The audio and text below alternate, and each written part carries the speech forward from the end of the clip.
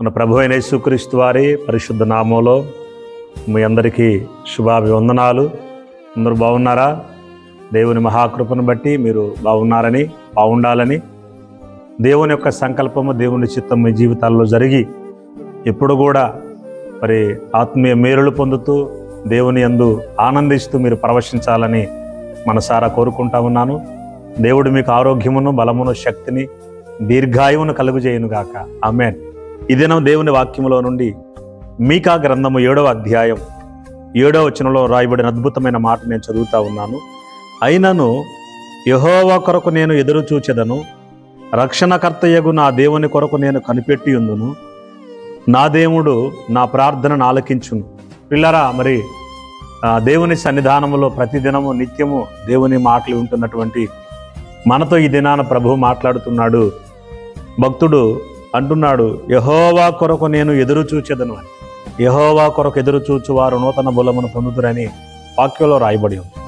ఎవరి కొరకు ఎదురు చూసినా కానీ సమాధానం మనకు దొరుకుతుందో లేదో తెలియదు, కానీ దేవుని కొరకు ఎదురు చూస్తే, దేవుని కొరకు కనిపెట్టుకుంటే తప్పకుండా మనం శ్రేష్టమైన ఆశీర్వాదాన్ని, నిరీక్షణతో కూడినటువంటి ఒక సమాధానాన్ని మనం తప్పకుండా చూస్తాం.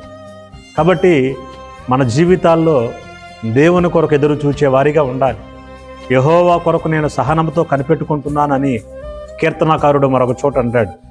జార్జ్ ముల్లర్ అనే దైవజనుడు ఓ రోజు తన హాస్టల్లో బిడ్డలకు ఆహారం లేదట. ఆహారం మరి తయారు చేసుకోవడానికి కూడా సరుకులు ఏమి లేవు, సంబంధించిన ఏవి కూడా లేవు, ఆర్థిక పరిస్థితులు బాగాలేదు, దయనీయ స్థితి.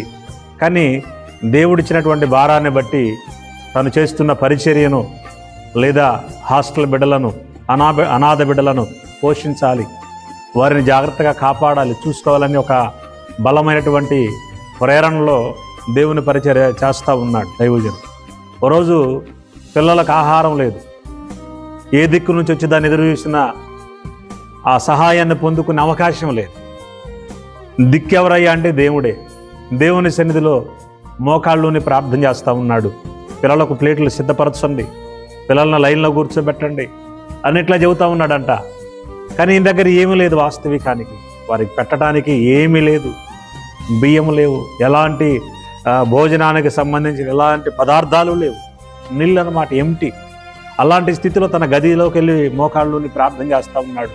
ప్రభువా, నీ పిల్లలకు నీవు ఆహారం ఇవ్వగలిగిన వాడవు, నీ కొరకు ఎదురు చూచే వారిని నీవు సిగ్గుపరిచే దేవుడవు కాదని సహనముతో, ఓపికతో ప్రార్థన చేస్తూ ఉన్నాడు. సమయం అవుతుంది, పిల్లల ఆకలి తలమటిస్తూ ఉన్నారంటే మీరు వెళ్ళండి, దేవుడు పంపించబోతున్నాడని ఆ దైవజనుడు చెబుతూ ఉన్నాడు. దైవజనుడు ప్రార్థనలో ఉన్నాడు, దేవుని సందులో కనిపెడుతున్నాడు, దేవుణ్ణి అడుగుతూ ఉన్నాడు, దేవుని దగ్గర మొరపెడుతున్నాడు. దేవా, నా కడుపు మాడిన పర్లా, నీ పిల్లలకు ఆహారం కావాలి దేవని దేవుని సందులో ఏడ్చి ప్రార్థించినప్పుడు ఆ సమయాన దేవుడు చేసిన అద్భుత కార్యం ఏంటో తెలుసా? ఆ హాస్టల్లో ఒక చిన్న వ్యాన్ వస్తూ ఉందంట. ఆ వ్యాను దగ్గరికి వచ్చి హార్ని కొడతా ఉంటే డోరు గేట్ తీగల లోపలికి వస్తే ఈ ఆహార పదార్థాలన్నీ ఇక్కడ ఇవ్వమని ఫలానా కార్యక్రమానికి సంబంధించిన వాళ్ళు పంపించారని వాళ్ళు చెప్పినప్పుడు ఈ ఆహార పదార్థాలు వాళ్ళు తీసుకొని తృప్తిగా పొంది వారి జీవితంలో హాస్టల్లో ఎప్పుడు పెట్టలేనటువంటి సమృద్ధికరమైన భోజనాలు, శ్రేష్టమైన భోజనాలు దేవుడు వారికి పంపించాడు. వెంటనే మరలా వెళ్ళి ఆ డోరు కొట్టి ఆయన లేపుకొనిస్తే ప్రభువును స్తుతించుకుంటా జార్జ్ ముల్లర్ గారు వచ్చి చక్కగా వారందరూ వడ్డిస్తున్నప్పుడు, ఆహారం తింటున్నప్పుడు నిజంగా సంతోషించి ప్రభువును గణపరిచినట్లు చాలాసార్లు మనం విన్నాం. పిల్లరా, ఏ విషయాలు నువ్వు ఎదురు చూస్తూ ఉన్నావో, దేవుని సన్నిధిలో కనిపెడుతున్నావో, అది నీకు ఏ దిక్కు నుండి కూడా నీకు సహాయం రావట్లేదని ఒక నిశ్చింత, నిరాశ నీ జీవితంలో ఉంది.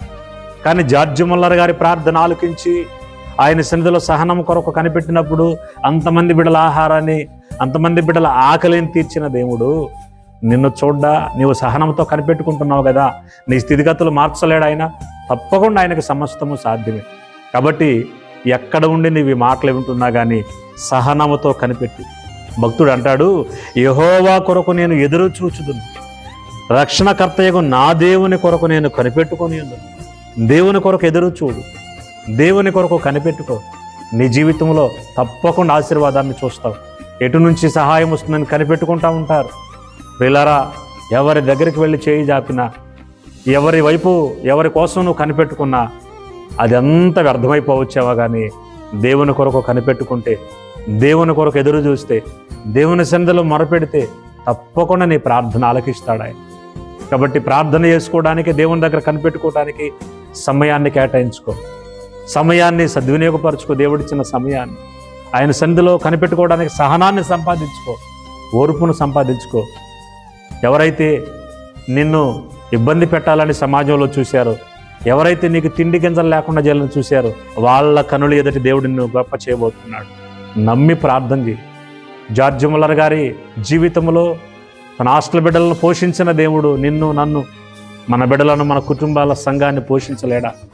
ఏ దిక్కు నుంచి నీకు సహాయం రాకుండా ఒకవేళ ఆపేసి ఉండొచ్చు మనుషులు, కానీ దేవుడు నమ్మదగిన వాడు. ఏలియాను కాకోలము చేత పోషించిన దేవుడు. మన దేవుడు ఎవరయ్యా అంటే, కరువు కాలంలో సారెపతు గ్రామంలో ఉన్న విధవరాలి కుటుంబాన్ని పోషించిన దేవుడు. కరువు కాలంలో ఏలియాను పోషించిన దేవుడు. నిన్ను నన్ను పోషించడానికి ఆయన శక్తి కలిగిన వాడు, సమర్థుడు. మన కొరకు ఆయన దరిద్రుడయ్యాడు. మనము ధనవంతులము కావాలని ఆయన మన నిమిత్తమై దరిద్రుడయ్యాడు కదా. కాబట్టి ఏ విషయంలో కూడా నిరాశపడొద్దు. ఈరోజు నీవు తినటానికి తిండి లేకపోవచ్చు, భవిష్యత్తులో నీ స్థితిగతులన్నీ దేవుడు తప్పకుండా మారుస్తాడు. కానీ యెహోవా కొరకు ఎదురు చూడటం మాత్రం మానదు. దేవుని కొరకు కనిపెట్టుకునేట్లు విసుగవద్దు. దేవుని సన్నిధిలో ప్రార్థించుట నువ్వు ఎక్కడ కూడా తగ్గొద్దు. ఏ మనుషుల దగ్గర లొంగొద్దు. దేవుని మీద ఆధారపడు, దేవుణ్ణి ఆశ్రయించు. మనుషులు నిన్ను బాధ పెడతారు, ఇబ్బంది పెడతారు, రకరకాల పరిస్థితులకు గురి చేస్తారు.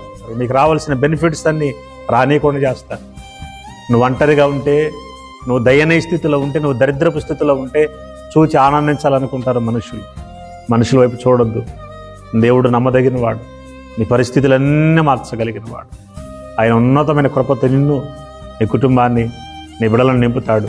అలాంటి కృప పరిశుద్ధాత్మ దేవుడు మనకును, మన బిడలకును, మన పరిచర్యలకును, మన సంఘాలకును దేవుడు అనుగ్రహించును గాక.